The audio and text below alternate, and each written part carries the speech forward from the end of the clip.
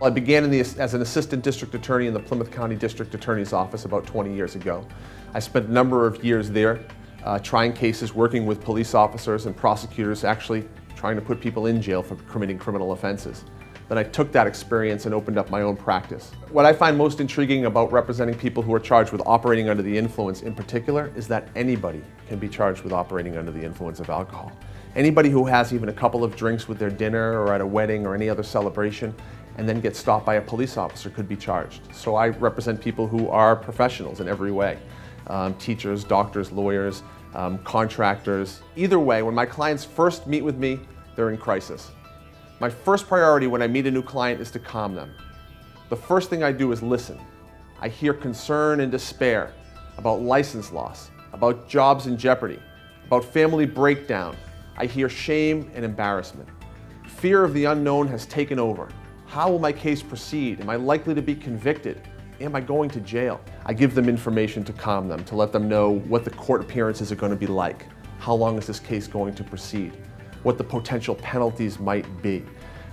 Let them know what their defenses are going to be, how I'm going to work with them, and what their strategies are going to be. And with that information, they see that the fact that they've been arrested and been through that traumatic event may not result in what they've derived in their mind to be the inevitable result, that there is a light at the end of this tunnel and that they will be okay. The sooner you contact me, the sooner you'll feel better. I'll share my knowledge and experience with you and get you to breathe again. Trust me, it feels good to breathe again. The reason why you want to select me as your lawyer when charged with a criminal offense is very simply experience and knowledge. There is no greater asset to a trial attorney than to actually having been on trial, to spending every day in a courtroom like I do, arguing in front of judges and in front of juries, to be able to cross-examine witnesses in a way where you don't hear a response from a witness that is new to you. So I know what the next question is going to be, and I know what the answer to that question is going to be. I'm always 3 steps ahead of a witness, and I'm always ready to argue persuasively to a jury. Just because you've been arrested does not mean you will be convicted. I have handled criminal cases, drunk driving cases all over the state, from Newburyport to Barnstable, from Boston to Worcester, and everywhere in between. The Shark is my name, born with it. Sharkansky, Shark, ever since I was a kid. Has it worked in a courtroom?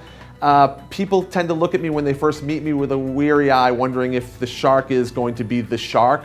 And although it's a little gimmicky, I will tell you that by the time I leave that courthouse, the people realize that, in fact, I am the Shark. I'm going to fight hard. I'm going to win in using every tool I have in my bag to try and win. I'm going to defend people's rights like a shark. I'm Ed Sharkansky, and I know I'm your best defense.